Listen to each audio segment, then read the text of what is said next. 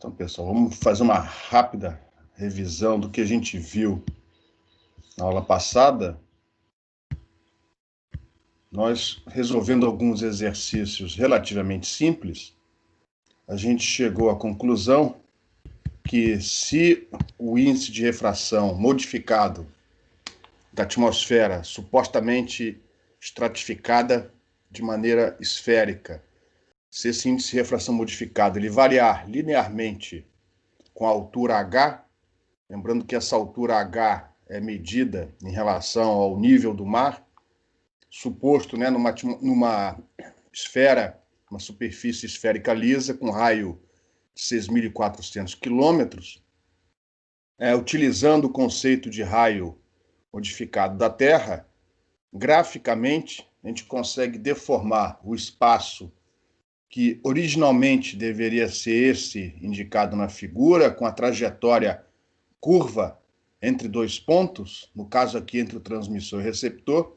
deformando o espaço através da mudança do raio da Terra, utilizando o definido como assim, raio equivalente da Terra, deformamos o espaço de tal maneira que nesse espaço deformado, nesse gráfico, a gente volta a desenhar as trajetórias como segmentos de reta, e, consequentemente, isso facilita a reutilização de todos os modelos que foram estudados anteriormente.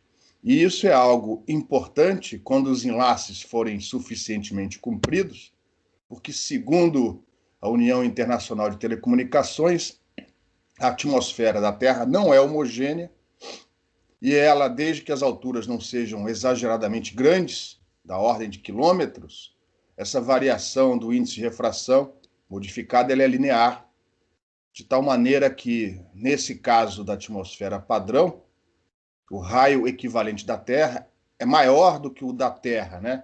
É 4/3 maior.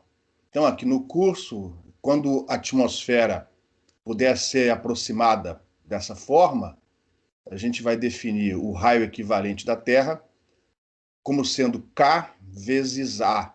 E K passa a ser definido como o parâmetro K da Terra. Então, isso é uma notação adotada pelo pessoal de propagação de ondas de rádio. Infelizmente, a letra K, aqui no curso, também é utilizada para representar a constante de propagação, 2π sobre lambda. Então, eu usei esse K com essa letra um pouco diferente, só para tentar não confundir com a constante de propagação. E o parâmetro K é, por definição, desde que o índice de refração modificado tenha variação linear, senão não faz sentido essa classificação. Mas se isso for verdade, esse parâmetro K é dado por essa expressão. Ela depende do gradiente da derivada do índice de refração em relação à altura, do raio da Terra, e o N0, que por definição é o índice de refração no nível do mar, quando o H é igual a zero. Então, com esses parâmetros, você consegue definir o parâmetro K da Terra. E aí, na transparência seguinte, sem deformar o espaço, utilizando o raio da Terra, o correto, 6.400 quilômetros, eu fui lá no MATLAB e desenhei aqui algumas trajetórias para alguns valores de K. Então, em princípio, o K pode ser até negativo. Quando isso acontece, significa que a derivada do índice de refração modificada é negativa. Então, isso daí ocorre quando nós temos na atmosfera uma inversão. E aí, no caso, peguei aqui um K de -0,5, mostrando o que ocorre com a trajetória. Ela é, vamos dizer assim, empurrada com mais força de volta para a superfície da Terra. Quando o K é igual a 4/3, é essa linha tracejada preta, isso daí é atmosfera padrão. Não dá para ver aqui na figura, mas ela vai também ser, como é que eu vou dizer assim, a curvatura dela é semelhante a esta, mas mais suave. De tal maneira que, ao invés da altura diminuir, na verdade, a altura em relação ao nível do mar vai aumentando. Não é como na inversão. Se o K for positivo, mas menor do que o K da atmosfera padrão, então nós temos a classificação de subpadrão. O K é positivo, mas menor que 4/3. Então são esses casos aqui de cima, ó, onde a trajetória se afasta mais rapidamente do nível do mar. Um caso particular é a atmosfera homogênea. A atmosfera homogênea, ela seria considerada subpadrão na nossa classificação. Essa trajetória vermelha não dá para perceber, né, mas ela é retilínea. E acima de 4/3, a atmosfera é classificada como de superpadrão. Então, um exemplo aqui é essa trajetória verde. Ela também tem uma curvatura semelhante àquela da inversão, mas não tão significativa, de maneira que a altura em relação ao nível do mar continua aumentando.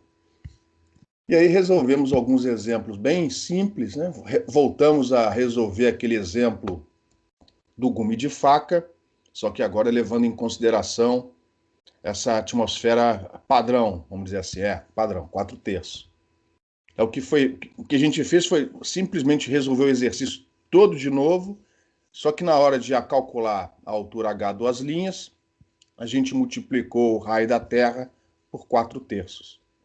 E neste caso particular, poderia não ter sido desse jeito, mas nesse caso particular a gente viu que pouca coisa, quase nada modificou. Se a gente tivesse considerado a atmosfera padrão, ia ter obtido praticamente o mesmo resultado.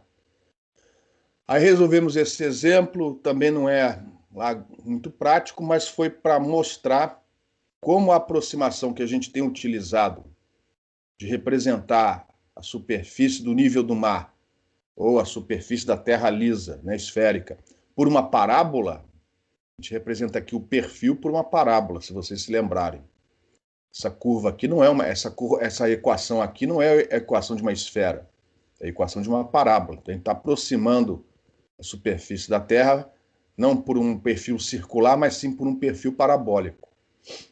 E agora, mais ainda, a gente está pegando esse perfil e modificando ele de maneira que agora a Terra tenha raio equivalente K vezes A. E a pergunta é, mas e aí? Isso daqui tem boa precisão na hora de fazer cálculos?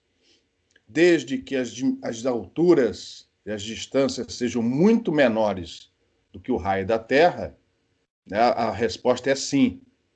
Então a gente aqui fez aquela pergunta, se as alturas das antenas forem de 300 metros e a atmosfera for uma atmosfera padrão, né, qual é o comprimento máximo desse enlace para que a antena continuasse recebendo sinal segundo a ótica geométrica, ou seja, qual é a altura, a distância máxima que faz com que essa trajetória retilínea, nesse espaço deformado, tangencie a superfície lisa da Terra. A gente fez os cálculos, não é? Aqui esse problema é bem tranquilo, nós achamos 143,108 quilômetros. Como aqui, aquela integral que determina a trajetória, ela tem solução, apesar de ser uma solução complicada, mas tem solução, a gente conseguiu resolver esse problema também com mais precisão. E fazendo isso, achamos 143,108 quilômetros. Então, repara, num enlace de 140 quilômetros, você erra menos de 1 metro quando utiliza essa construção gráfica aqui. Então a resposta é sim, para alturas e comprimentos de enlace troposféricos usuais nos sistemas de comunicação, a utilização dessa construção gráfica ela é muito boa. Você não precisa se preocupar com essa integral daqui, tá? E aí a gente usou uma outra geometria, provavelmente foi aquela usada pelo Marconi, e a gente chega no final na mesma, como tinha que ser, no mesmo resultado. E aqui dessa figura, obviamente com alturas e distâncias exageradas, né? Porque senão a gente não consegue enxergar os triângulos direito, você tem aquela relação que a distância, o comprimento do enlace, de uma maneira simplificada, é proporcional à raiz quadrada da altura das antenas. Ou seja, em princípio, não havendo obstáculos muito severos em volta, quanto mais alta estiver a antena transmissora, maior a área coberta por ela. E ficou faltando esse exercício daqui, onde a gente vai começar propriamente a aula de hoje. Antes disso, alguma pergunta, pessoal, em relação à aula da terça-feira?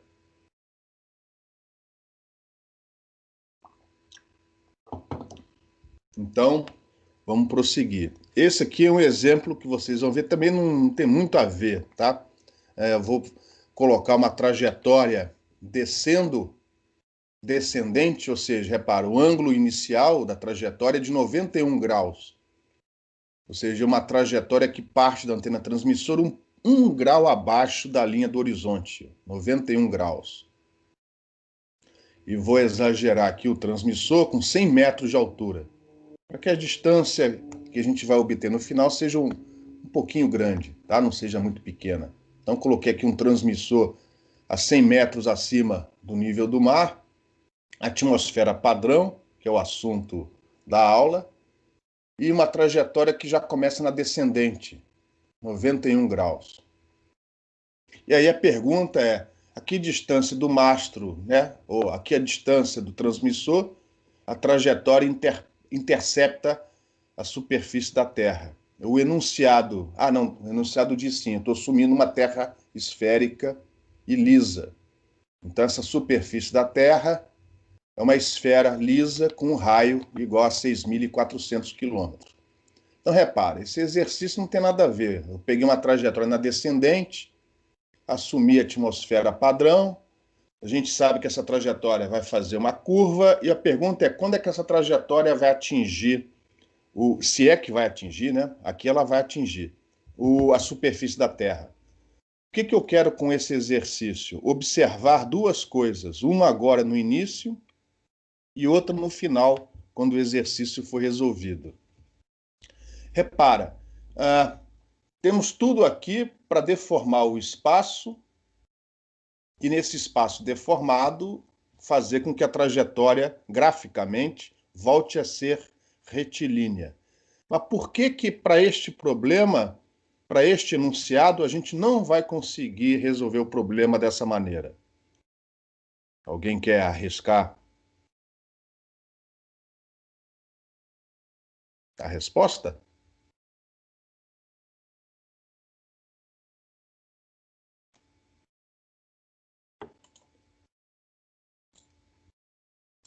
Por que a gente não vai conseguir resolver o problema usando o truque do espaço deformado, quando as trajetórias voltam a ser retilíneas?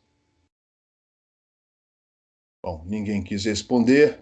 Repara, foi dado uma informação que geralmente não é dada nos enunciados. Eu tenho uma trajetória particular, cuja constante eu vou conhecer, pelo menos em função do índice de refração N0, porque eu dei o ângulo de partida. Então a trajetória está definida, é uma trajetória que a gente vai rastrear até ela atingir, né, supostamente atingir a superfície da Terra. Mas repare, essa trajetória é dada para a gente através de um ângulo, 91 graus. Se eu usar o espaço deformado, como é que eu vou marcar 91 graus? Eu teria que ter formado também um transferidor correspondente. Então, no espaço deformado, a técnica é extremamente útil porque as trajetórias voltam a ser retilíneas.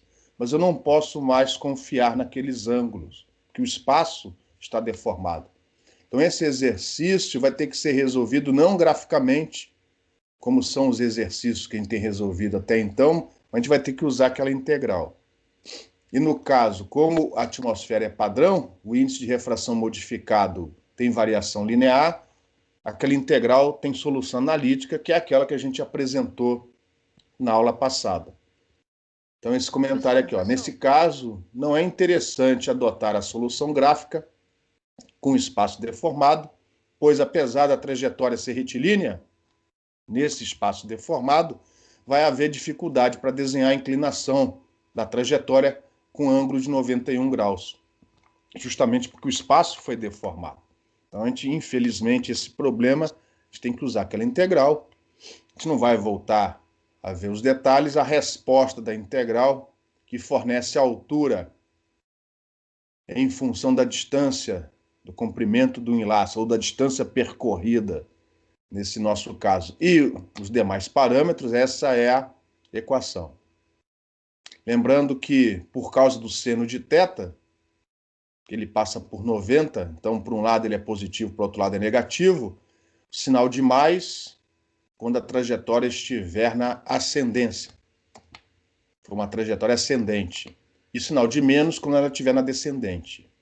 Como a trajetória, o ângulo inicial foi dado, está abaixo da linha do horizonte, essa trajetória começa na descendência, sinal de menos, até ela passar por um ponto onde a altura em relação ao nível do mar é mínima ou máxima. A gente falou muito rapidamente sobre isso na aula passada. Então, para a gente ter certeza que vai haver uma solução, antes de começar, a gente vai falar um pouco dessa constante. Na verdade, aqui o que vai ser dado vai ser a razão entre a constante da trajetória e o índice de refração N0. Esse índice de refração não foi dado no enunciado. A gente vai ver que essa razão que aparece aqui e aparece aqui, ela é obtida sem grandes complicações. Então, o fato do N0 não ter sido fornecido, para nós não vai ser problema. Mas a gente fica na dúvida, será que essa trajetória passa por um mínimo e depois ela se afasta da Terra? Ou será que não, ela continua até interceptar? Então a gente vai responder isso logo no início, antes da gente não perder tempo, antes de perder tempo com a solução desse logaritmo. E tudo está na definição da constante. Lembrem que a constante é dada pelo índice de refração modificado vezes o seno do ângulo θ. E no nosso caso, o índice de refração modificado é o índice de refração propriamente dito vezes a razão R sobre A. E quando esse índice de refração modificado possui variação linear, como é o nosso caso, como é o caso da atmosfera padrão, esse índice de refração modificado vai ser o N0, que é o índice de refração quando o H é zero, que multiplica 1 mais H dividido não pelo A, mas sim pelo raio equivalente da Terra. E essa constante é constante ao longo da trajetória. Então, nós podemos pegar qualquer ponto da trajetória com características conhecidas para calcular essa constante. E nesse exercício, esse ponto é justamente o ponto de onde a trajetória parte, do transmissor. Porque lá a gente conhece a altura, H0, 100 metros. O raio da Terra equivalente foi fornecido, é 4/3 vezes o A. E o ângulo de partida foi fornecido, θ0 igual a 91 graus. A única coisa que não foi fornecida no enunciado foi o N0. Ou seja, esta relação vai nos dar a razão CM dividido por N0, que é justamente o que a gente precisa nessas relações.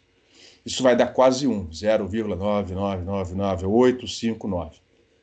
Eu coloco aqui com 6 casas decimais, porque aqui dentro, se você não colocar essas casas decimais em quantidade suficiente, você não obtém boa precisão na hora de calcular a distância.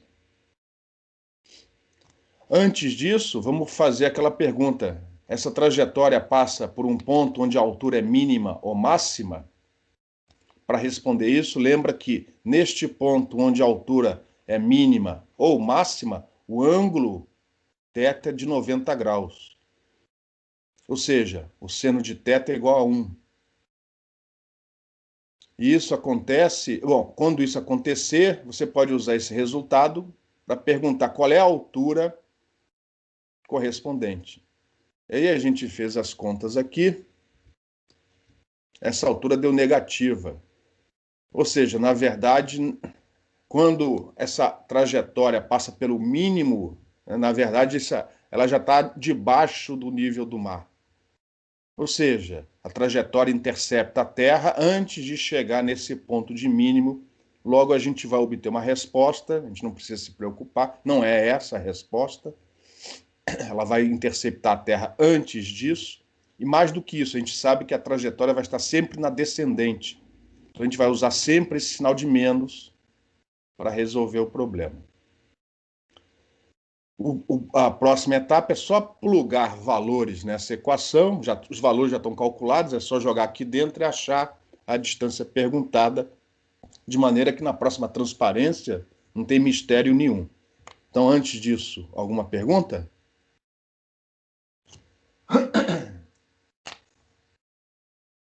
Professor, Oi. nos exemplos anteriores, Sim. a gente estava considerando que o ângulo era 90 graus? Não, nunca. Só naquele ponto especial da trajetória, caso esse ponto seja alcançado entre o transmissor e o receptor, né? Nem sempre isso acontece, mas só naquele caso especial, quando a trajetória passa pelo ponto onde a altura é a máxima ou a mínima. A gente chamou esse ponto, a gente chamou essa altura de HM nas transparências anteriores. Deixa eu sair daqui, vou sair daqui, deixa eu voltar lá atrás.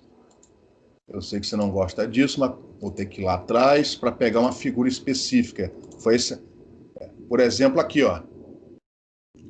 O ângulo só vai ser igual a 90 graus quando a trajetória passar por uma situação dessa, onde a altura em relação ao nível do mar ou é mínima, repara, para cá a altura aumenta, para lá a altura aumenta. Então aqui ela é mínima ou máxima, tá? Só aqui é que o ângulo entre a trajetória normal ao nível do mar é igual a 90 graus. Para os demais pontos da trajetória, o ângulo varia. Ele não é igual a 90 graus, nem é constante. Como a altura também não é constante, a razão, índice de refração modificado vezes seno θ, esta razão permanece constante. Esta constante permanece constante ao longo da trajetória, mas não o ângulo varia. Porque, repara, nessa figura, apesar da trajetória nessa figura estar sendo desenhada de forma retilínea, porque nesse exemplo a atmosfera era uniforme. Repara, normal em relação ao nível do mar, ela vai estar sempre se inclinando, de maneira que esse ângulo θ ele não é constante. E ele só vai ser igual a 90 graus exatamente nesse ponto da trajetória. Respondeu a pergunta? Começou a responder.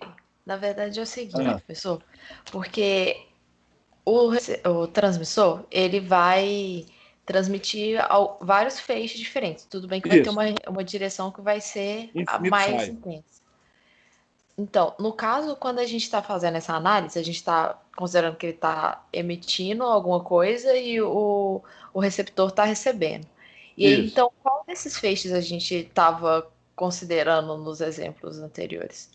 Já que a gente não estava dando um ângulo específico. Depende do enunciado. Por isso que é bom, caso o índice de refração modificado tenha variação linear, e só se ele tiver variação linear. Por isso que é bom usar o espaço deformado. Que essa sua pergunta é difícil de responder. Exatamente a dificuldade de traçar a trajetória na atmosfera não homogênea é saber qual desses raios atinge o receptor, já que eles fazem curva.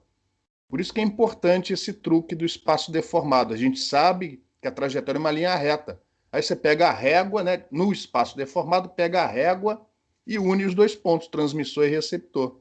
E aí faz as mesmas perguntas que você já fazia antes. Como é que chama? O elipsoide de Fresnel é bloqueado? É bloqueado? Não é bloqueado? Se for bloqueado, vai usar o gume de faca, por exemplo. Se não for bloqueado, mas houver relevo, tem que achar o plano equivalente passando naquele relevo e utilizar o coeficiente de espalhamento. Mas tudo isso você faz como já era feito antes no espaço deformado. Por isso que é ruim, é mais difícil trabalhar quando a atmosfera não é homogênea. Exatamente porque a gente não sabe imediatamente qual é a trajetória que vai chegar no receptor. Entendi. É porque eu voltei lá no primeiro exemplo, porque assim, depois a gente foi reciclando ele, né? Acrescentando coisas. Isso.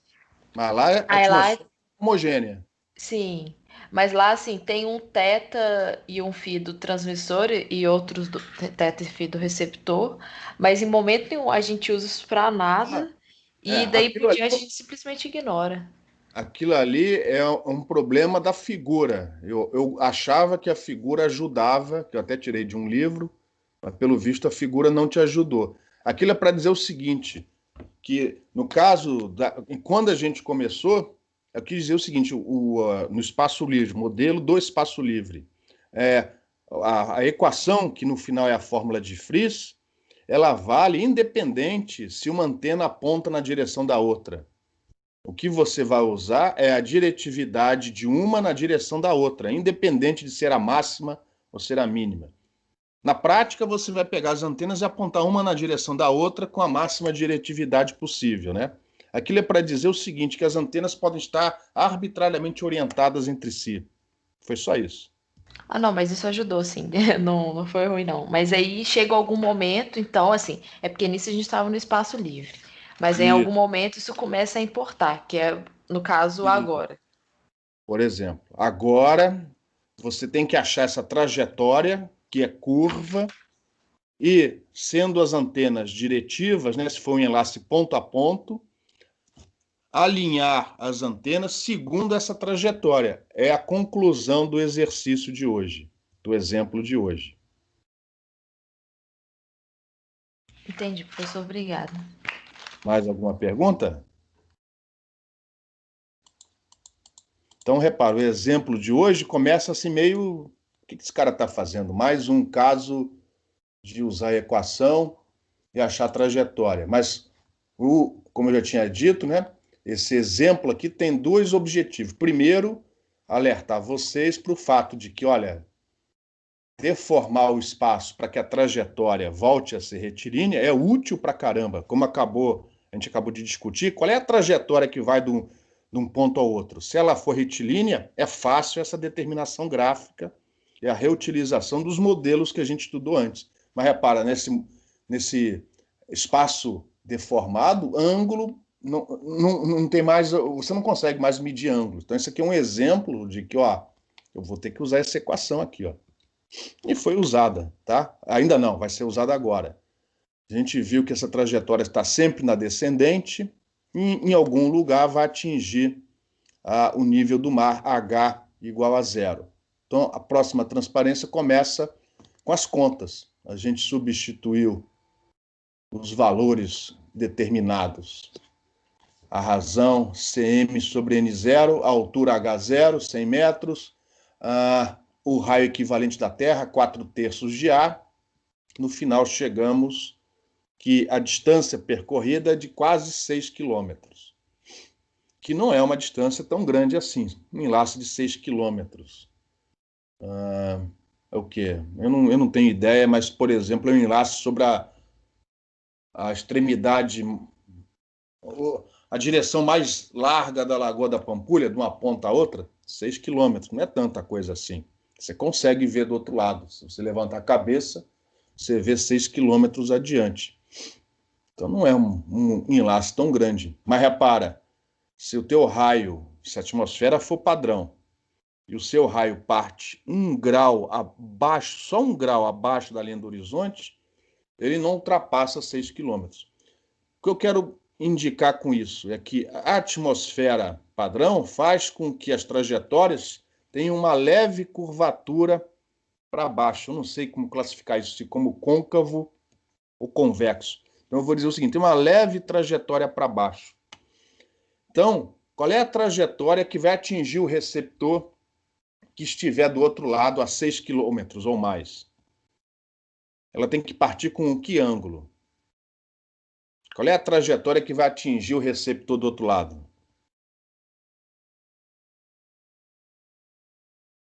Ela está um pouquinho, ela parte do transmissor com um ângulo um pouquinho menor que 90 graus. Numa atmosfera padrão, lógico que essa figura é qualitativa, tá, pessoal? É qualitativa, está fora de escala. Mas a trajetória que vai, né, segundo essa nossa teoria, atingir o receptor, ela tem mais ou menos esse comportamento. Então, não sei se isso ajuda a responder as dúvidas da Vivian. Olha só, Vivian, nessa situação, então você pega a sua antena e tem que apontar ela com máxima diretividade um pouquinho para cima, e idem do outro lado. Você tem que alinhar as antenas. Numa atmosfera padrão, alinhar a antena não significa apontar, olhar e apontar uma na direção da outra, porque a trajetória que vai atingir lá o outro lado tem esse comportamento. Para este tipo de atmosfera. Para outras, a curvatura pode ser mais intensa ou até o contrário. Fazer isso daqui, ó, por baixo e vem para lá. Então aí está a importância de você alinhar as antenas no enlace ponta a ponta. Só para ver se eu entendi.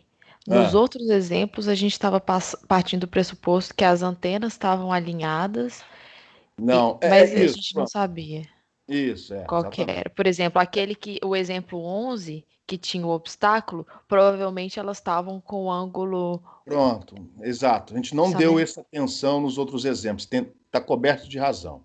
A gente não deu essa atenção nos outros exemplos. A gente só Mas fala assim, estava lá. vamos repetir o que foi feito antes, considerando agora a atmosfera padrão, sem se importar, né, sempre assumindo que uma está apontando na direção ótima. Exatamente. Entendi. Obrigada. Tá? E é isso que você vai fazer resolvendo os exercícios e também a prova. Você, se nenhuma informação a mais for dada, você vai apontar, você vai assumir que elas estão apontando na direção ótima, tá?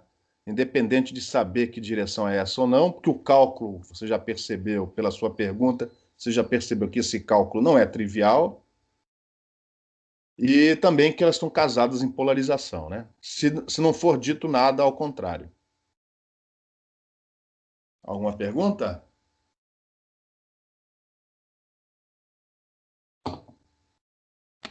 Então, pessoal, para concluir essa primeira etapa do curso, a gente vai falar de maneira qualitativa, sem resolver nenhum problema numérico, sobre os dutos troposféricos e principalmente sobre a influência dos dutos em sistemas de comunicação.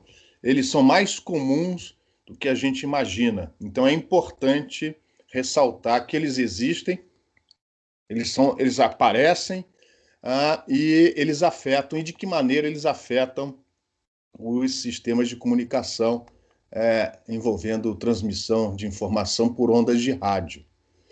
Então, antes de começar a falar de tudo, a gente sabe que o índice de refração, o N, aqui não é o índice de refração modificado, é um índice de refração, geralmente ele diminui com o aumento da altura. Por exemplo, quanto mais alto você vai, quanto mais você se afasta do seu relevo, em geral o ar fica mais rarefeito, fica mais frio, a pressão atmosférica diminui. Isso faz com que, geralmente, o índice de refração ele diminua na medida em que a altura aumenta. Por exemplo, para aquilo que o ITU considera como atmosfera padrão, que possui um parâmetro K igual a 4/3, essa derivada do índice de refração com altura é negativa. Tudo bem que é bem pequititinha, 10 elevado a menos 8, mas é negativa. Então, lentamente, o índice de refração, conforme a altura aumenta, vai diminuindo para essa atmosfera definida como padrão pelo ITU. Aqui não, peraí, desculpa. Agora, você pode ter mudanças abruptas na temperatura. Conta-se uma história, né? Durante a Segunda Guerra Mundial, não sei em que ano foi, havia o laboratório, né? Os Estados Unidos, junto com a Inglaterra, fizeram um esforço para desenvolver sistemas de comunicação, sistemas de radar, teoria de controle, enfim. Então, muitos pesquisadores, inclusive alguns que mais tarde seriam prêmio Nobel em Física, eles foram reunidos lá em Boston, no que era chamado de Lincoln Laboratory, é o laboratório de radiação Lincoln, que depois acabou virando o laboratório do MIT. E muitas teorias de propagação, antenas, teoria de controle e por aí vai. A eletrônica foi desenvolvida. Inclusive, depois foi lançada uma sequência de, acho que de 20 livros pela McGraw-Hill, inclusive livro bom, famoso de antenas, o livro do Kerr, que volta e meia eu cito aqui nas notas de aula, faz parte dessa coleção. Então, eventualmente, lá na Baía de Boston, eles foram montar lá um sistema de radar, né, enfim, vocês sabem por quê, para a guerra. E aí eles parece que colocaram um radar, uma antena de radar, numa ponta da entrada da Baía, na terra, lógico, né, e a outra na outra extremidade. E tinham que calibrar o radar lá para fazer o experimento, e assim, um soldado, um operador, olhava a outra antena do outro lado e vice-versa, eles apontavam a antena uma para a outra e uma não recebia o sinal da outra. E eles não entendiam o que estava acontecendo. Era um duto troposférico sendo formado ali na região. O que acontece? A água gelada, se vier, por exemplo, uma camada de ar quente passando por cima dessa água gelada, isso faz com que o gradiente da temperatura fique louco. Ele aumenta, depois diminui, na medida em que você vai se afastando da superfície do mar. Isso causava lá um duto de superfície que fazia com que as trajetórias variassem de tal maneira que uma antena acabava ficando na região de sombra da outra, por incrível que pareça.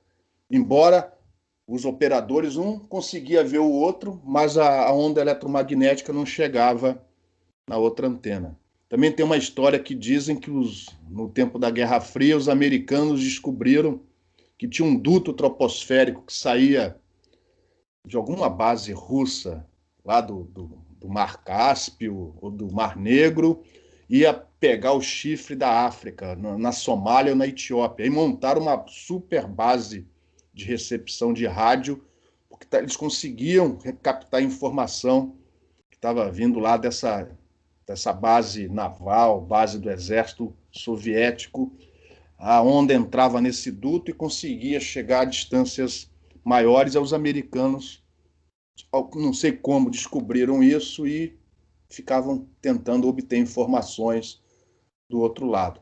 Então a gente vai tentar, de maneira qualitativa, tentar entender o que não entender como o duto se forma, mas uma vez surgido o duto, de que maneira ele vai influenciar na trajetória dessa frente de onda. Então, lembrando mais uma vez que o que nós vamos fazer leva em consideração que o índice de refração varia muito lentamente, de forma linear, de maneira que o índice de refração modificado também vai ter uma variação linear, com o raio da Terra substituído pelo raio equivalente. E esse parâmetro K da Terra é dado por essa equação. Tá? Se a trajetória estiver numa região onde tudo isso é verdade, tranquilo, você deforma o espaço e pode traçar estas trajetórias como retilíneas. O problema é quando isso deixa de ser verdade. Tá? Nesta figura que ficou... pessoal, cortou, deixa eu ver aqui, não estava... Cortou aqui embaixo, ó. Deixa eu ver o quão ruim ficou isso daqui. Vou sair fora da apresentação. É que ela ficou bem rentinha, tá? Então, ó, pessoal, não está cortando nada. É que ficou bem rente mesmo, tá? Aproveitei, sem saber que o dia de hoje chegaria, aproveitei a transparência toda, por isso que ficou rente. Então, a gente não está perdendo informação nenhuma nessa apresentação, só ficou rente. Então, eu desenhei esse gráfico dessa maneira aqui, ó. É o índice de refração modificado, cuidado, hein? Isso daqui é o índice de refração modificado, onde a variação com a altura está não apenas dentro do índice de refração propriamente dito, mas também, ó, nessa razão R sobre A. Tá? Então, esse é o índice de refração modificado em função da altura. Por que eu estou plotando o gráfico dessa maneira? Porque do lado eu vou plotar as trajetórias. Ó. Perdão, isso vai ser na próxima transparência. Então, no lado eu vou plotar os diferentes perfis de dutos troposféricos. Então, dependendo do que está acontecendo na atmosfera, variações abruptas, por exemplo, de temperatura, pode ser que o índice de refração modificado, na verdade, ele comece a diminuir com a altura. Nessa figura, ele está diminuindo com a altura, para então, depois, ele fazer o que a gente espera numa atmosfera padrão, aumentar lentamente com essa altura. Quando isso daqui acontece, nós temos o que a gente chama de duto de superfície. E aí, nesse caso, pessoal, repara, aqui, ó, nesta região, até esta altura, o índice de refração modificado varia linearmente. Depois dessa altura, mais ou menos, né? Depois dessa altura, a gente pode dizer, ó, ele volta a variar linearmente, mas com outra inclinação. Ou seja, nesta região, se a gente for usar o truque do raio equivalente da Terra, ele vai ter um raio equivalente da Terra. Dada a derivada, você tem o raio equivalente da Terra. Mas aqui, ó, o raio equivalente da Terra vai ter um valor diferente do raio equivalente da Terra para a região aqui de baixo. Porque aqui, ó, a derivada é outra, a inclinação é outra. Então, enquanto a sua trajetória estiver numa única região, dá para usar, mais uma vez, o truque de deformar o espaço para fazer com que a trajetória volte a ser, nesse espaço deformado, retilínea. Mas se por acaso a sua trajetória cortar essa altura, aí o truque falha. Então, nas figuras que a gente vai mostrar daqui a pouco, a gente não vai usar mais o truque do espaço deformado. A gente vai qualitativamente tentar entender o que acontece com a curvatura da trajetória na medida em que ela percorre essa atmosfera com essa variação anômala do índice de refração modificado com a altura. Eventualmente, essa camada de ar quente pode estar um pouquinho mais acima da superfície ou camada de ar frio numa superfície quente. Aí depende da situação. A gente não vai aqui discutir o que causa o duto de superfície. O comportamento pode ser esse, ó. Ele continua sendo um duto de superfície, mas repara, a variação é mais complicada que a anterior. E, eventualmente, isso pode aumentar de altura, de maneira que você tenha a formação de um duto elevado. Esses dutos elevados, a gente vai ver daqui a pouco, eles têm a capacidade de canalizar a informação e fazer com que essa informação percorra distâncias maiores. Foi o que aconteceu no caso lá da base americana, captando sinais vindos de uma outra base soviética. Beleza? Antes de prosseguirmos, alguma pergunta?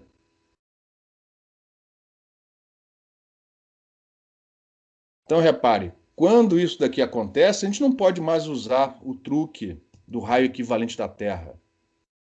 Porque a variação ao longo, né, desse domínio de alturas aí não é mais linear. Cada variação dessa vai estar associada a um raio diferente. Quando isso aqui acontece, geralmente são utilizados métodos numéricos. Eu até vou, na última transparência da aula de hoje, eu vou comentar sobre um desses métodos. E aí, a determinação, né, a caracterização desse enlace fica, obviamente, mais complicada. Aqui no Brasil tem muita região onde surge duto troposférico. Um exemplo é a floresta amazônica. À medida em que o sol vai subindo, né, durante o dia, vai ficando mais quente, aquela umidade que fica retida na floresta durante a noite, aquilo sobe num vapor d'água. Isso causa o surgimento de um duto troposférico e, para piorar, as características desse duto variam ao longo do dia.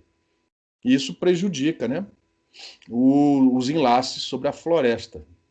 Nesses casos é muito comum você usar diversidade espacial, ou seja, na torre de transmissão, ao invés de uma antena, você põe mais de uma antena, duas antenas, bem afastadas uma da outra, na expectativa de que pelo menos uma delas receba o sinal daquele enlace de visada direta de micro-ondas.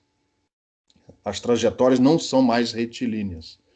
Não é só na floresta amazônica que acontece isso, não. Em várias regiões do Brasil. Na década de 70 e 80, grupos de pesquisa financiados pela, nem existe mais, Telebrás, eles iam nessas localidades com torres muito altas, tem um aparelho chamado radiômetro, e as pessoas iam, né, aumentando, né, a altura do radiômetro, variando a altura do radiômetro ao longo do ano e fazendo medidas de maneira a tentar caracterizar a variação desse índice de refração modificado com altura nessas regiões, justamente para poder caracterizar melhor e montar melhor os enlaces telefônicos sobre o território brasileiro. Então, muita pesquisa foi feita em cima dessas medidas, envolvendo dutos troposféricos. Ou seja, isso é algo importante, afeta as comunicações. Logicamente que o livro do Rapaport não trata disso, porque ele está preocupado em enlace urbano. Em enlace urbano, você não se preocupa com isso, porque as distâncias são muito pequenas. Então, provavelmente, isso não vai ser um problema dentro de uma cidade. Mas em enlaces rurais, em enlaces onde as distâncias, os comprimentos de enlace são um pouco maiores, se tiver duto de superfície ou duto elevado, isso vai afetar com certeza a qualidade da comunicação. Antes de prosseguirmos com as trajetórias, alguma pergunta?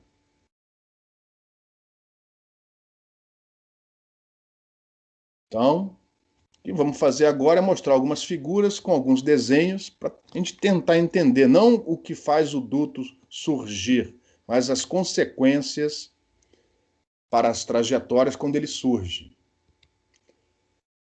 Como a gente não vai poder mais usar o truque do raio equivalente da Terra, pelas diferentes derivadas desse índice de refração modificado, nas figuras que eu vou desenhar daqui para frente, todas elas eu vou assumir que a referência é o nível do mar normal, com o raio da Terra de 6.400 quilômetros. Tá? Como agora fica difícil traçar as trajetórias, nós vamos fazer isso de maneira qualitativa. E a nossa salvação é a invariância desse produto. Felizmente, o produto índice de refração modificado, que varia com a altura, vezes o seno do θ. Lembrando aí que o θ, viu, Vivian? O θ varia com a altura, o θ não é constante. Mas esse produto, índice de refração modificado, vezes o seno do θ, é constante sobre toda a trajetória. Então, você vai percorrendo a trajetória, lembrando que esse produto é constante. Então, o que a gente vai fazer aqui vai ser colocar um gráfico, né, parecido com aqueles anteriores, do índice de refração modificado variando com a altura, e a gente vai se perguntando, ó, esse índice de refração modificado vai aumentando ou vai diminuindo? Se ele aumenta, é porque o seno de θ tem que diminuir. Se ele diminui, é porque o seno de θ tem que aumentar. Beleza? Se, por exemplo, para a gente fixar, para facilitar o entendimento das próximas figuras, se o índice de refração modificado aumenta com a altura, é porque a altura da trajetória em relação ao nível do mar. Se ele aumenta, é porque o seno de θ diminui. Ora, se o seno de θ diminui, é porque o θ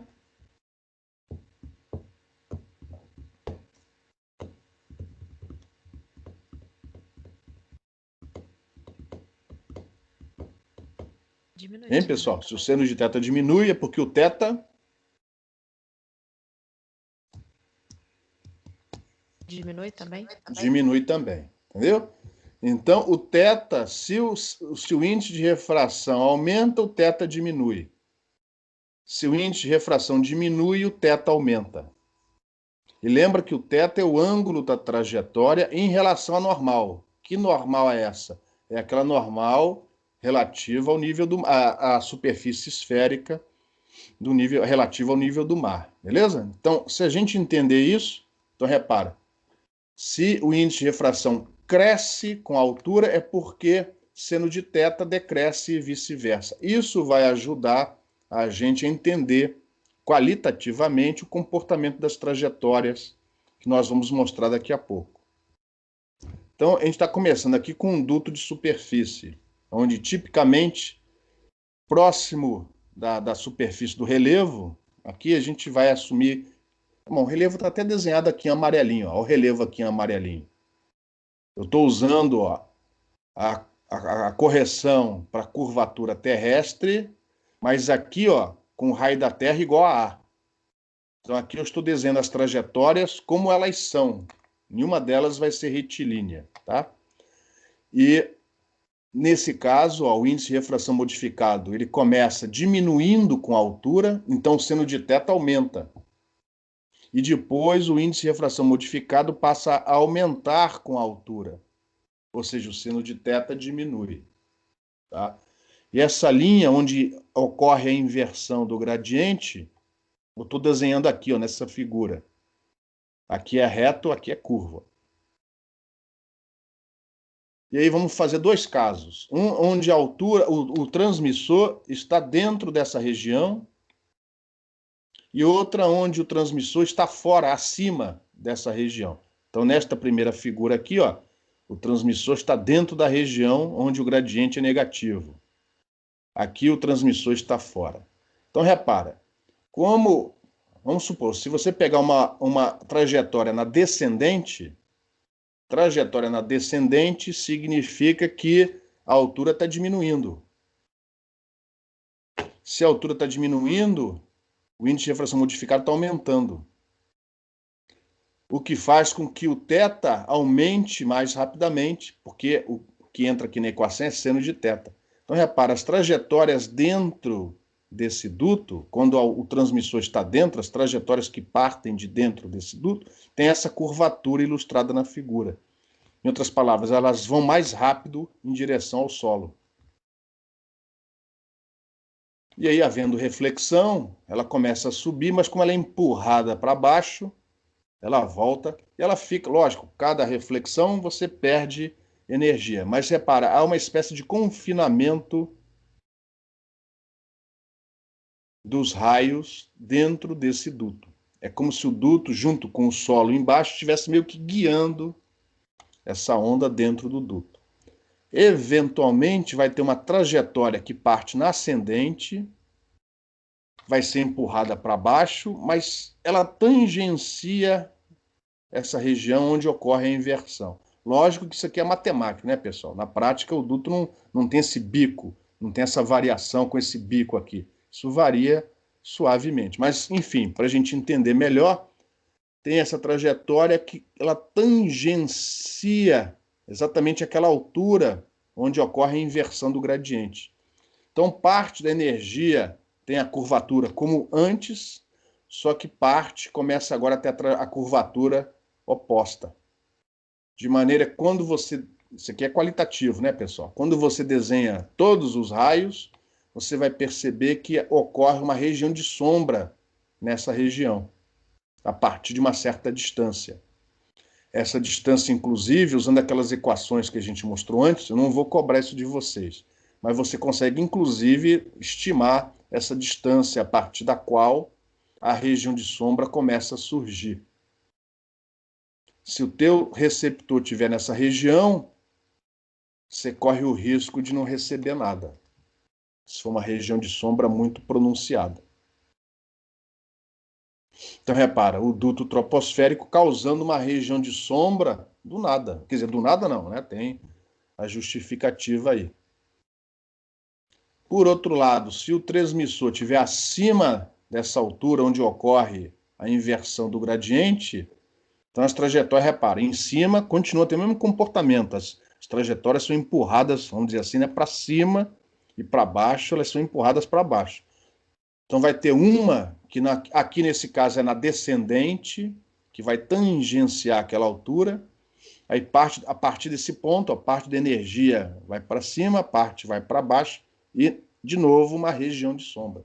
Então essa região de sombra, ela ocorre independente do transmissor estar dentro da região onde o gradiente do índice de refração modificado é negativo ou fora.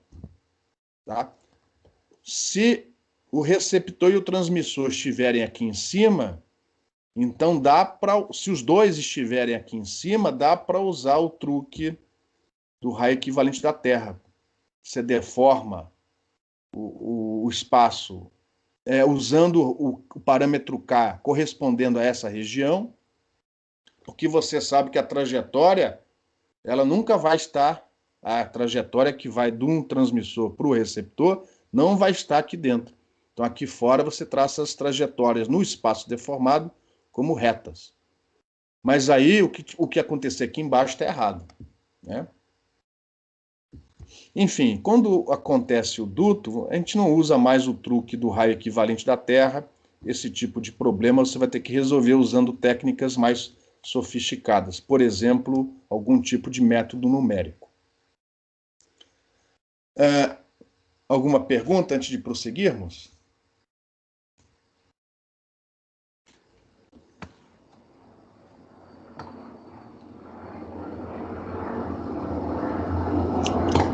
Eu agora vou fazer esse duto subir um pouquinho. Ele vai virar um duto de, não mais um duto de superfície, mas um duto elevado. Se não me engano, é a próxima figura. Então aqui temos um duto elevado, onde o índice de refração modificado inicialmente aumenta com a altura, depois ele sofre uma inversão, como antes, e depois passou lá a camada atmosférica, ou muito quente ou muito fria, ele volta a se comportar normalmente, como se fosse a atmosfera padrão. Então, repara, fazendo uma análise parecida, se eu não me engano, aqui eu só vou colocar o transmissor dentro do duto elevado. O duto elevado é essa região aqui, ó. Se o teu transmissor estiver dentro do duto elevado, então, como antes, as trajetórias aqui dentro elas são deste ponto até aqui, onde o gradiente é negativo, as trajetórias são empurradas para baixo. Então, ela vem aqui, vem para baixo. Só que depois que passa desse ponto para baixo, o gradiente volta a ser positivo. Aí ela muda. Ela vai fazendo essa ondulação, ou seja, a tendência na média de um duto elevado, desde que o transmissor esteja dentro desse duto elevado, é canalizar a informação. Se o seu receptor estiver também dentro desse duto elevado, é capaz da intensidade do sinal recebido ser maior do que aquela do modelo espaço livre. Porque a tendência do duto elevado é canalizar essa informação e fazer com que ela acabe atingindo, né, com uma boa intensidade, distâncias, percursos maiores.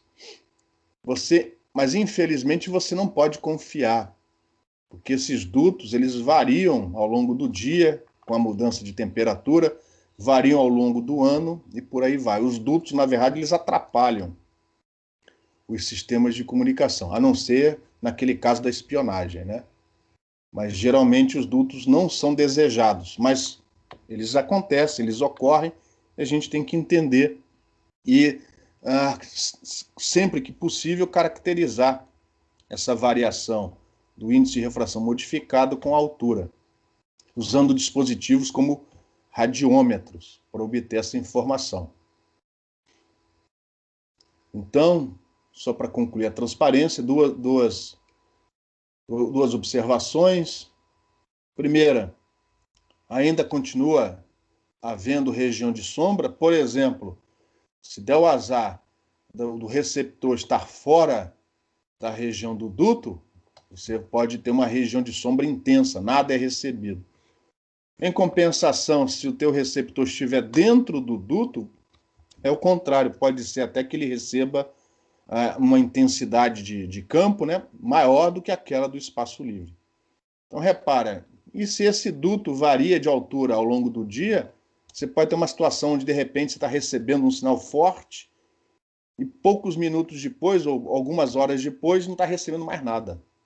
E o enlace é o mesmo, na mesma região. Tudo por causa da formação desse duto. Alguma pergunta, pessoal? Professor, Oi. Quem fala? Leone, Opa, volta um slide. Tem como voltar um slide, por favor? claro. Estamos com todo o tempo do mundo. Aqui? Aqui? Não, no slide anterior mesmo. Anterior a este? É. Aqui? Aí passei só para chegar nas imagens. É isso ou não? Nesse slide, mas na parte do gráfico. Embaixo, aqui embaixo. Uai, não, é o próximo slide, desculpa. Opa, lá. Aqui? Na parte do... Aí nesse slide aí tem uns gráficos, tem um... Ah. Tem uns gráficos nesse slide aí? Ah, isso, beleza. É esse aqui? Esse aí. Parece que tem um delay entre a gente, enfim.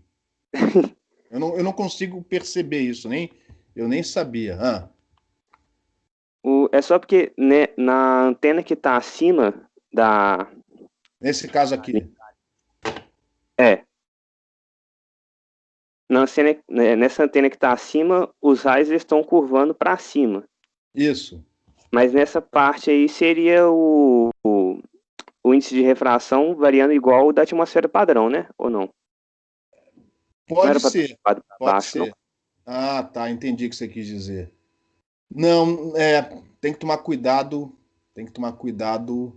Eu entendi a sua dúvida, tá? Eu entendi a sua dúvida. Eu vou ter que repensar isso, tá? Eu não vou conseguir. A sua dúvida é importante. Eu vou ter que revisar. Essa figura, tá? Eu entendi a sua dúvida. A sua dúvida é: poxa, mas se a atmosfera é padrão, a curvatura não tinha que estar diferente? Pode ser que eu tenha desenhado isso errado. Mas as observações são corretas, tá? Você tem a região de sombra, caso as duas antenas estejam em regiões diferentes do duto, e se elas estiverem dentro da mesma região, canalização. Eu posso ter desenhado as trajetórias com curvaturas erradas.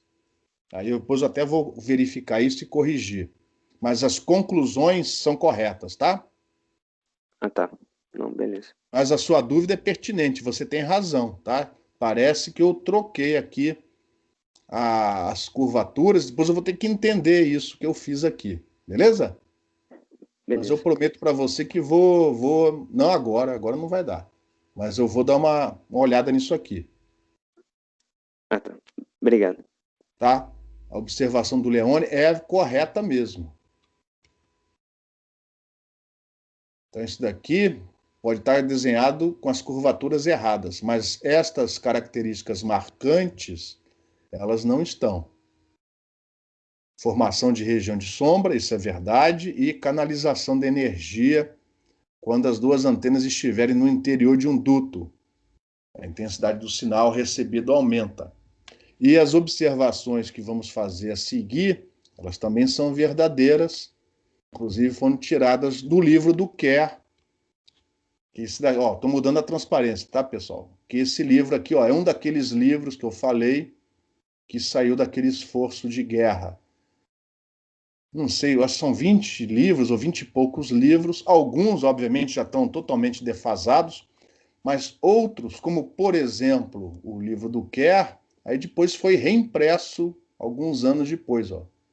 Então, isso aqui já é a reimpressão que na época foi feito pelos ingleses, lá pelo I2S. Hoje é chamado de IET. Antigamente era o I2S. É o I3S, o I3S dos Estados Unidos, o I2S agora o IET da Inglaterra. Então eles reeditaram esse livro do Kerr. Você acha com facilidade em PDF e na internet. Então lá no capítulo 4, ele dedica ao estudo dos dutos troposféricos. Então, através de medidas, né, esses dados são dados que foram medidos. Eu não sei agora de cabeça em que região. Ele tenta mostrar qual o efeito para a intensidade do nível de potência recebido, e, obviamente, isso depois é transformado em atenuação, quando você tem atmosferas. Ó, isso aqui é uma atmosfera onde não tem o duto, mas ela é subpadrão, classificada como subpadrão. Lembrando que subpadrão é aquela cujo K, o parâmetro K da Terra, é menor do que o do padrão, é menor do que 4/3. Aqui é o comportamento esperado para uma atmosfera padrão. A gente vai falar um pouquinho, a gente vai comparar os 3 casos, daqui a pouco, com aquele da atmosfera padrão e tentar explicar, através das trajetórias, por que, tirando fora possíveis erros nas curvaturas, como já foi detectado pelo Leone, explicar o que muda quando você tem ou uma atmosfera classificada como subpadrão ou quando aparece um duto de superfície. Por que essas coisas aqui acontecem com o comportamento médio da intensidade do sinal recebido? E aqui, ó, aquelas, mais ou menos, né, aqueles gráficos que eu mostrei antes, ó, a variação do índice de refração modificado com a altura. Tá? A diferença é que aqui, ao invés de colocar no lado esquerdo, ele colocou aqui no lado direito. E aqui embaixo, como o índice de refração e, consequentemente, o índice de refração modificado, a mudança que ocorre é lá na sexta casa decimal, então existe uma refratividade modificada, que é dada por essa relação no livro do Kerr. Isso é chamado de M maiúsculo. Então, isso daqui nada mais é do que o índice de refração modificado, só que representado de outra maneira. Então, para cá, o índice de refração modificado está diminuindo. Então, primeiro, se eu não estou enganado, a gente vai comparar a atmosfera padrão com a subpadrão. Então, no caso da subpadrão, as trajetórias elas são forçadas mais rapidamente para cima. Consequentemente, levando em consideração a existência do relevo, você tem isso aqui é caso a atmosfera fosse padrão, aí eu deformei o raio da Terra pelo modificado, de maneira que as trajetórias no padrão aqui estão retilíneas. No subpadrão, as trajetórias são mais curvas para cima, de maneira que numa atmosfera subpadrão, provavelmente a região de sombra, essa aqui em vermelho, ó, ela vai ser mais intensa do que seria caso a atmosfera fosse padrão. Então isso explica por que numa atmosfera subpadrão, geralmente os níveis de intensidade recebidos são menores do que caso a atmosfera seja padrão. É isso que essa curva está dizendo. A região de sombra causada pela atmosfera subpadrão tende a ser mais intensa por causa do comportamento da trajetória dessas trajetórias numa atmosfera subpadrão. Eu me enrolei um pouco aqui, mas a figura ficou clara? Aqui eu acho, Leone, que as trajetórias estão corretas, as curvaturas estão corretas, mas mesmo assim eu vou verificar uma por uma, tá? Alguma pergunta? Professor, Oi. no caso, é porque assim, na imagem, aquele gráfico que tem sobre as trajetórias típicas para diversos valores de K, tá alguns slides para trás. A padrão tá igual esse gráfico aí desse slide embaixo, que ela é como se fosse uma reta ascendente.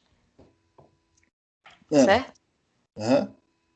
Mas no exemplo que a gente fez, o do exemplo 13, não sei se era o 13, a antena tinha que estar um pouquinho apontada para cima, porque como se a trajetória fosse cair, assim. Essa é a dúvida do Leone, tá? Mas deixa eu só... Uma coisa parece não ter ficado clara aqui. Nesta figura, eu estou desenhando as trajetórias da atmosfera padrão como retas. Essas trajetórias aqui pontilhadas, elas são retas. Ou seja, eu estou usando aqui, ó, o raio da Terra equivalente com parâmetro 4/3.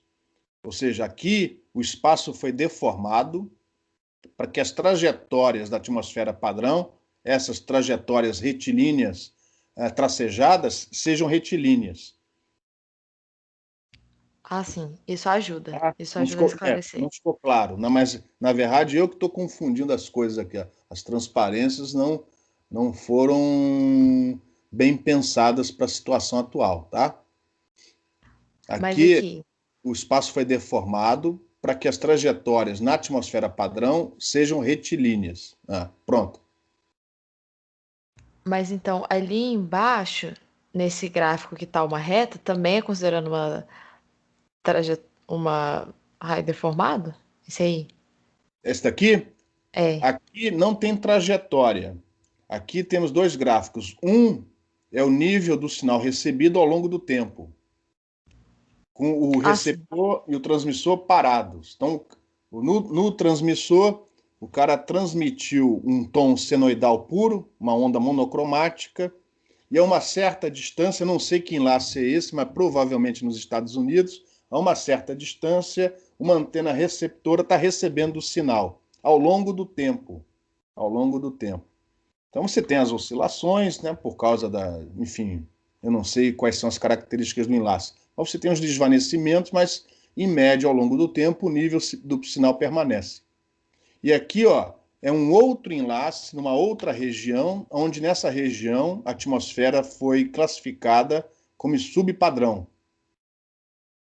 Provavelmente um enlace mais ou menos do mesmo tamanho, e aí ele mostra o seguinte, ó, nessa região as antenas são as mesmas ou com as mesmas características, mas o nível médio de sinal é menor, a atenuação é maior.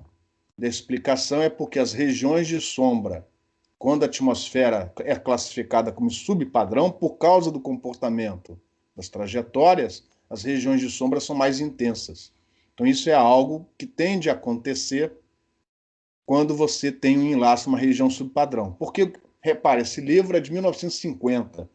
O pessoal ainda não estava entendendo direito o comportamento dessas variações. Então, o cara olhava para um lado, vinha a antena do outro lado, fazia a avisada direta, fazia o cálculo usando a fórmula de Friis ou algo parecido, e de repente ele recebe um nível de sinal menor do que o esperado. Então, aqui ele está tentando mostrar o que causa essas observações que foram feitas há décadas para trás. Professor, você pode voltar Posso? 12 slides? É logo antes do exemplo 11. É o gráfico, é porque ele tem um perfil parecido com isso aí, e aí eu confundi porque eu não prestei atenção nos eixos do gráfico. É logo antes do exemplo 11. Esse gráfico aí. Aí, nesse caso aí, o raio da Terra não está corrigido. O espaço não foi deformado, tá? Então, a trajetória da atmosfera padrão, que é essa trajetória tracejada, ela é curva, mas aqui não dá para ver porque o enlace não foi longo o suficiente. Mas aqui o espaço não foi deformado. Mas, enfim, isso não vai modificar. Ah, você está falando... Aqui a subpadrão, repara, a trajetória é subpadrão. Então, Leone, nessa última figura que eu estava mostrando, eu acho que não estava errado, não. Repara, no caso da atmosfera subpadrão, a trajetória tende a se afastar do relevo mais rapidamente. Ó. Tá vendo a curvatura aqui? Ó? Então, eu acho que nessa última figura não estava errado. Nas outras você tem razão. Ó. Eu tenho que dar uma olhada, tá? É porque, como no exemplo 13 a gente teve que apontar a antena mais para cima... Isso, Eu fiquei com a impressão, pelo menos, que a atmosfera padrão tinha um perfil parecido com o do K a menos 0,5 ali, olha, que tem inversão, sabe? Porque se a gente tem que apontar ela mais para cima, deveria ser que o raio ia curvar para baixo e cair.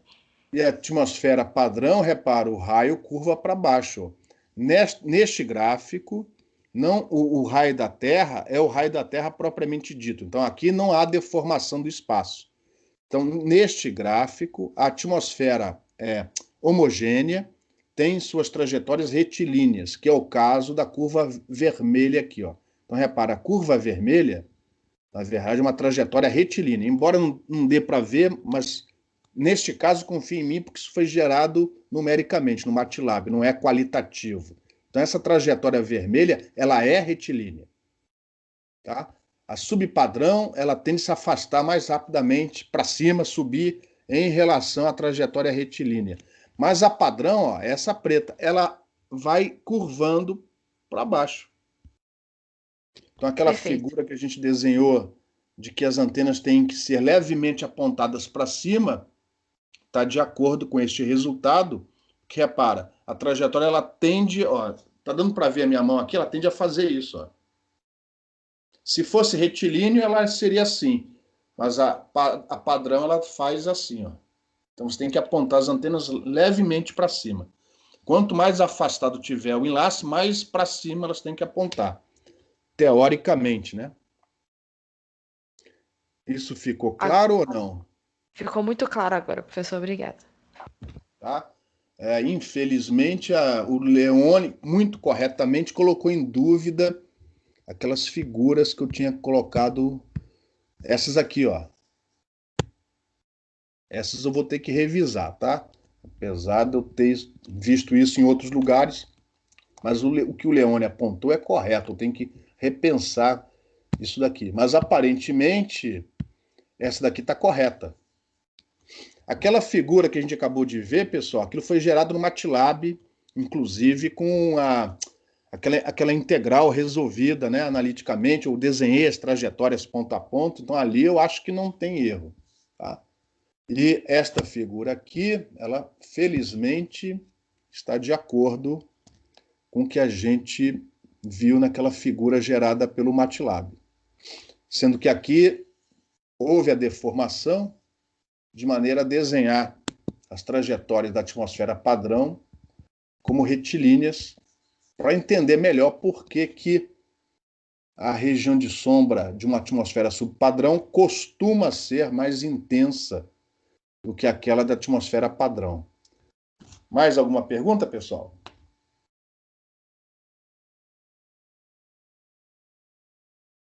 O próximo slide agora é comparando, mais uma vez, esse enlace dito padrão, né, da atmosfera padrão, com outro onde surgiu um duto troposférico, que é esse caso daqui, ó. No caso é um duto troposférico, mas o duto está bem rente, ó, a altura onde ele aparece está bem rente ao solo. Então, provavelmente, que é o caso citado no livro, aqui o transmissor e o receptor estão fora do duto. É um duto troposférico, mas essa altura aqui, ó, onde acontece a inversão do gradiente, do índice de refração modificado, é relativamente pequena, de maneira que tanto o transmissor como o receptor, eles estão fora do duto. E aí, repara, mais ou menos, porque são outros enlaces, né? Você tem um comportamento com menos desvanecimentos do que aquele enlace da atmosfera padrão. Repara que a variação da potência média e, consequentemente, da atenuação que chega do outro lado, ela é mais uniforme ao longo do tempo. Ó. Tem menos desvanecimentos. Por quê? Em outras palavras, aqui o duto está ajudando. Por quê?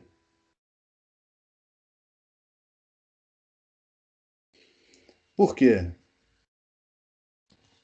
O que causa desvanecimento? Isso vai ser importante nas próximas etapas do curso. O que causa esses desvanecimentos aqui? Ó? O que vocês acham? Desvanecimentos são essas variações rápidas no nível do sinal que chega no receptor. Mesmo sendo esse sinal sem informação nenhuma. É um tom senoidal, e mesmo assim a gente vê essas variações rápidas, essas oscilações, algumas até pronunciadas, ó, do nível médio da intensidade do campo recebido. O que causa essas oscilações, essas variações? O que causa essas interferências, ora destrutiva, ora construtiva?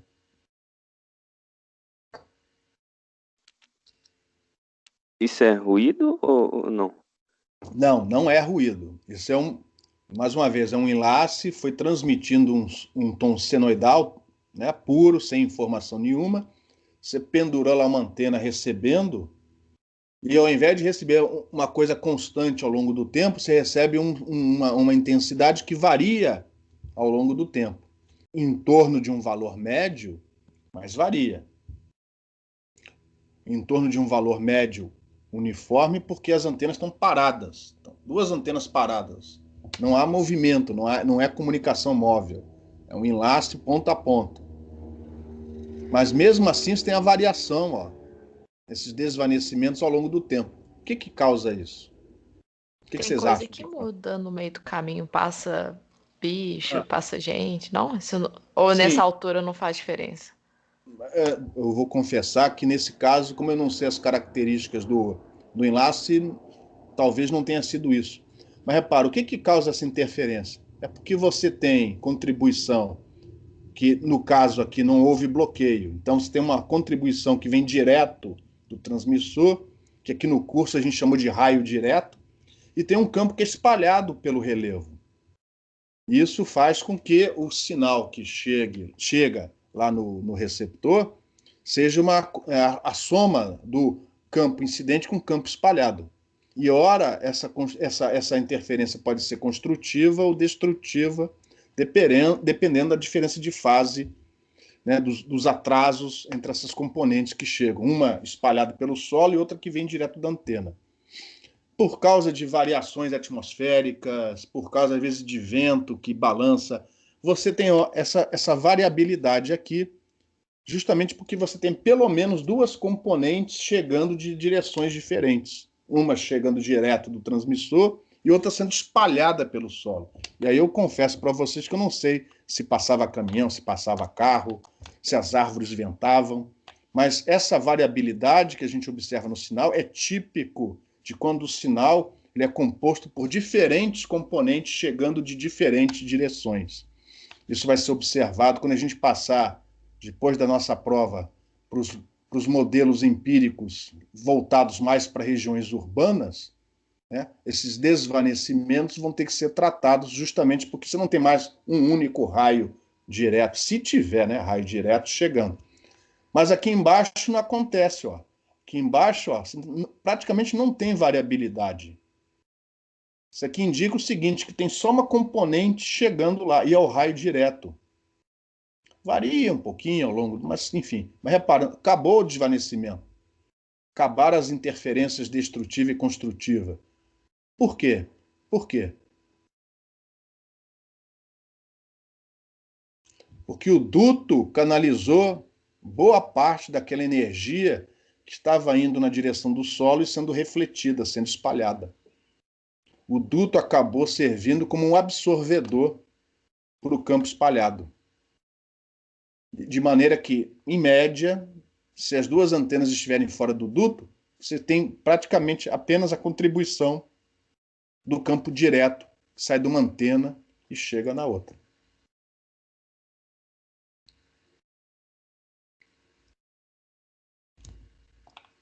Alguma pergunta, pessoal?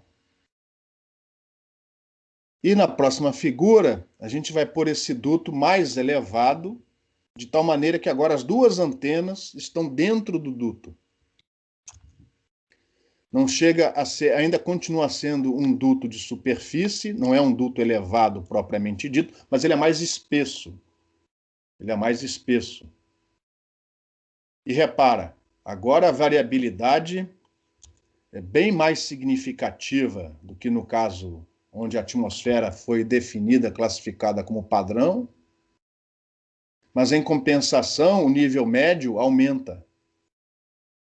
Agora você tem aí várias componentes, né? Até por causa do confinamento, elas vão batendo entre aspas, né? Em cima e embaixo. Então você tem mais componentes refletidas, espalhadas, chegando no receptor. Por isso que a variabilidade é mais pronunciada, ó.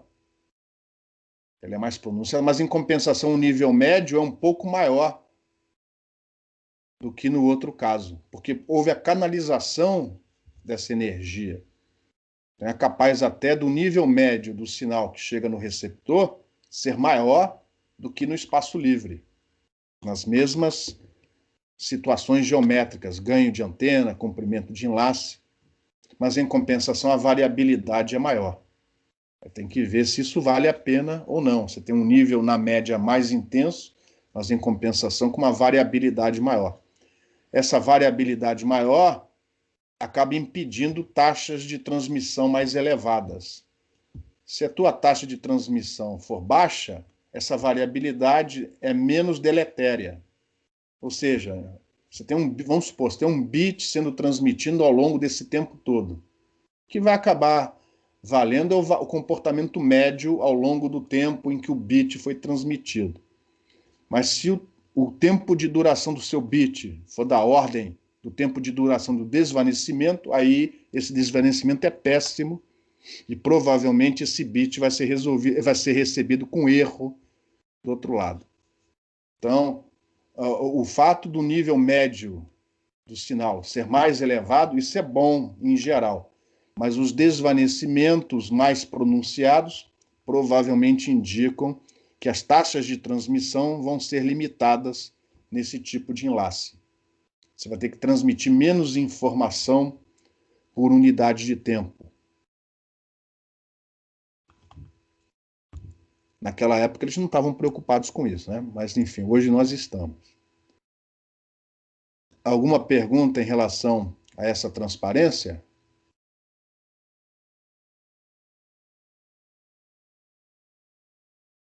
Ô, Leone, eu tendo a achar que as figuras estão certas, mas o que você falou é correto. Eu vou dar uma olhada com bastante calma.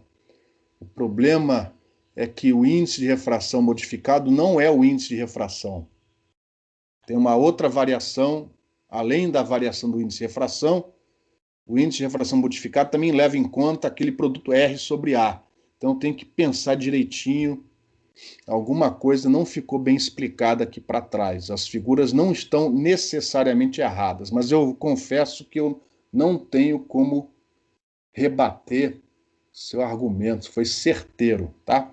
Para concluir esse conjunto de transparências, eu vou só, como último comentário, vocês já perceberam que quando você tem essa variação anômala do índice de refração modificado com altura, aqui tem alguns exemplos que eu tirei desse outro livro.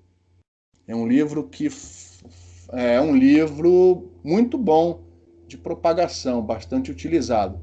É um livro europeu, ele foi impresso pelo I2S, atualmente é o IET. Aqui eu coloquei segunda edição, mas eu não sei se já está na terceira edição. O editor é o Barclay. Então tem vários capítulos e um deles é dedicado justamente ao estudo, enfim, dos dutos troposféricos. E nesse caso, ó, repara, utilizando, ó, tá vendo aqui, pessoal? Utilizando aquele mesmo truque, ó, de fazer a curvatura da Terra está sendo levada em consideração. Ou seja, isso não é só para livro didático e cobrar em prova, não. Isso é usado na prática. Só que aqui, ao invés de linhas, trajetórias retas ou resolver aquela integral numericamente, é resolvido, as equações de Maxwell aproximadas são resolvidas utilizando equações parabólicas, que por são equações diferenciais, que por sua vez são resolvidas pegando o espaço, o perfil, né, do espaço, não só o perfil do terreno. Aqui não tem terreno, aqui é tudo liso, tá? Na simulação. Mas o próprio espaço se divide em quadradinhos, resolve as equações parabólicas usando diferenças finitas, isso fica vários minutos no computador e no final você tem esse perfil aqui, ó. São as diferentes intensidades de campo produzidos por um transmissor colocado aqui. E você vai ponto a ponto e pergunta qual é a intensidade aqui, qual é a intensidade aqui. E você vai transformando isso em cores e gera essas figuras. Tá? Esse mais escuro, mais vermelho, mais azul, mais vermelho, provavelmente são as interferências. Provavelmente não são as interferências que você tem entre campo direto e campo refletido, campo espalhado. Isso é naturalmente levado em consideração pelas equações parabólicas. Então, com isso, você consegue determinar, por exemplo, branco é região de sombra, não chega a quase campo nenhum. Se houver duto, a energia canalizada, ó, preencha o que antes era uma região de sombra, passa a não ser mais. Você tem uma intensidade de campo por causa do duto. Então, quando a variação do índice de refração começa a ficar muito complicada, infelizmente você tem que abandonar esses modelos que a gente estudou até o momento e partir para técnicas numéricas resolvidas, como o nome já diz, numericamente no computador.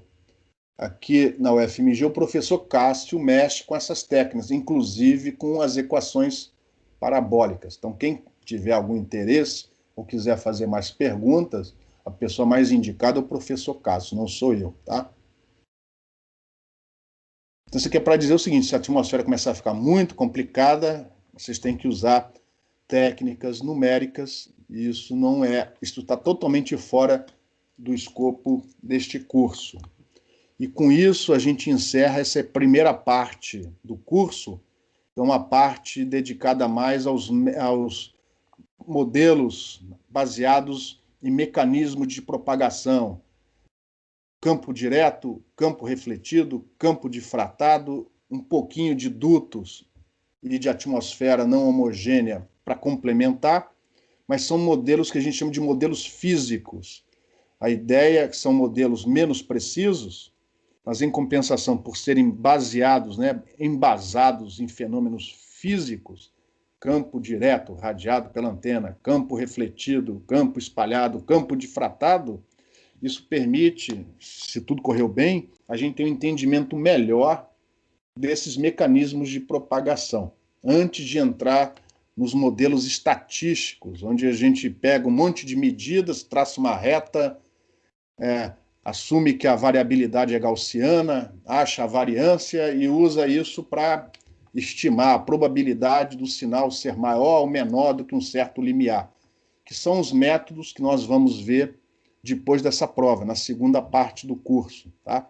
Então a gente termina essa parte com esses modelos físicos e vamos entrar nos modelos empíricos, semi-empíricos, nas próximas duas partes do curso. E aí o livro do Rapaport vai passar a ser uma referência importante para o curso. Alguma pergunta, pessoal?